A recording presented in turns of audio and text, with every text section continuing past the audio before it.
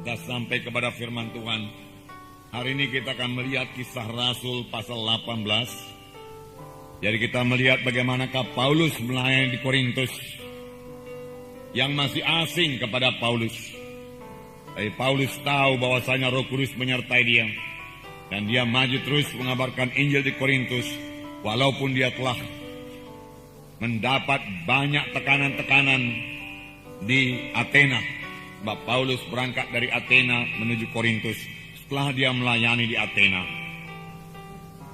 Saudara, dikatakan tadi di sini kemudian Paulus meninggalkan Athena lalu pergi ke Korintus. Memang sangat sulit pelayanan Paulus di Athena. Dan Paulus tidak begitu berhasil di Athena. Hanya beberapa orang saja selamat. Mereka bahkan mengejek Paulus dan menertawakan Paulus. Oleh sebab itu Paulus mengambil keputusan untuk meninggalkan Athena dan berangkat ke Korintus. Kota Athena penuh dengan patung-patung dewa, penuh dengan kuil-kuil penyembahan berhala. Dan Athena ini juga banyak ahli-ahli falsafah yang sangat bangga dengan filsafat-filsafat mereka. Filsafat yaitu mereka dapat menerangkan sesuatu dengan perkataan yang tepat. Nah, kepada orang-orang yang demikianlah Paulus mengabarkan Injil. Karena Paulus merasa sangat sedih hati dan kasihan melihat mereka. Walaupun mereka mengatakan dirinya beragama. Agama mereka saudaraku ada golongan Stoa, golongan Epikurus, dan lain sebagainya. Ya, tetapi itu semua tidak membawa mereka kepada keselamatan. Paulus merasa terbeban. Paulus merasa sedih. Dan mengajak mereka untuk percaya kepada Tuhan Yesus sebagai Tuhan dan Juru Selamat mereka. Lalu Paulus waktu berbicara dalam majelis Areopagus mereka di Bukit Mars, dia katakan satu khotbah yang terkenal, saudara. Begitu baik khotbah tersebut, saudara. Tetapi hasilnya, saudaraku, tidak begitu banyak orang diselamatkan. Hanya beberapa orang saja selamat. Bahkan waktu Paulus mulai mengkhotbahkan mengenai Tuhan Yesus, kematian dan kebangkitannya, mereka menertawakan Paulus dan mengejek Paulus. Mereka mengatakan Paulus itu seorang peleter. Peleter yaitu seekor burung kecil, ya, yang suka memungut makanan di sana sini. Nah, jadi dia katakan Paulus sedikit falsafah di sini, sedikit falsafah di sana, sedikit falsafah di sini. Lalu kau kumpulkan, kau beritakan kepada kami. Oleh sebab itu Paulus digelar oleh mereka itu, dinamai mereka itu si peleter. Si peleter itu meremehkan, melecehkan Paulus. Jadi mereka, saudaraku, tidak percaya kepada Injil yang dibawa oleh Paulus.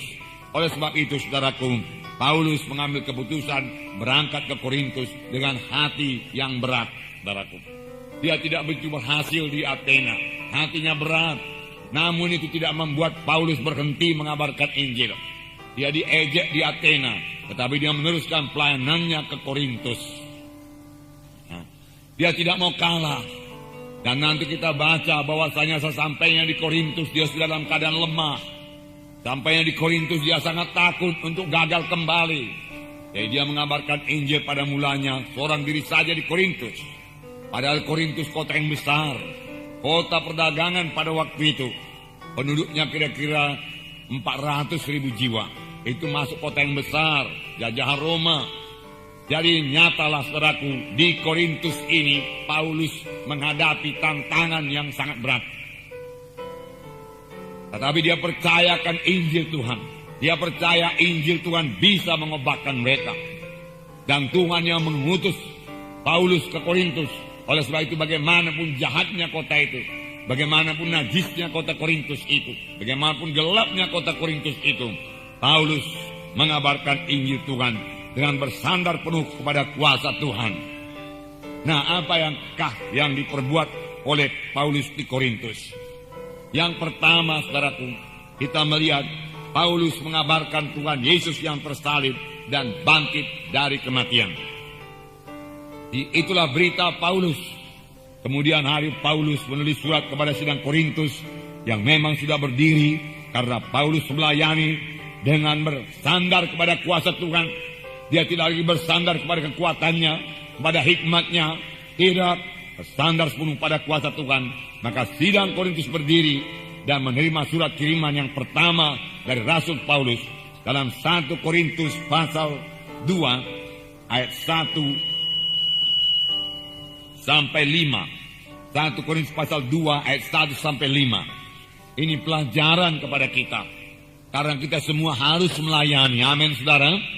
Karena kita juga semua harus mengabarkan Injil Tuhan. Dan kelihatannya di Korintus ini Paulus sangat berhasil. Walaupun saudara budayanya lain, tetapi Paulus berhasil mengabarkan Injil di Korintus, sehingga sidang Tuhan berdiri di Korintus. Dia dengan tegas memberitakan Injil Tuhan, tetapi Paulus mengakui dia dalam kelemahan, dia katakan, dalam ketakutan yang amat sangat. Paulus berkata, rasul yang besar bisa ketakutan, saudaraku. Tetapi ketakutan Paulus ini membawa dia berserah dan bersandar sepenuhnya kepada Tuhan. Dia tidak mau gagal lagi sebagaimana dia gagal di Athena. Dia mau orang-orang di Korintus diselamatkan Tuhan. Dia bersandar sepenuhnya kepada Tuhan. Dia katakan, aku tidak memakai kata-kata indah. Aku tidak mau memakai kata-kata hikmat manusia. Tidak. Itu kutinggalkan. Aku telah memakai kata-kata manusia, hikmat manusia, untuk mengimbangi ahli-ahli falsafah di Athena. Tapi hasilnya minim sekali. Tetapi di Korintus dia mengubah segalanya. Aku tidak mau memakai perkataan-perkataan hikmat manusia. Aku pakai perkataan Tuhan yang hidup. Dia katakan, untuk menyampaikan kesaksian Allah kepada kamu. Tetapi dikatakan, baik perkataanku maupun pemberitaanku tidak kusampaikan dengan kata-kata hikmat yang meyakinkan, tetapi dengan keyakinan akan kekuatan roh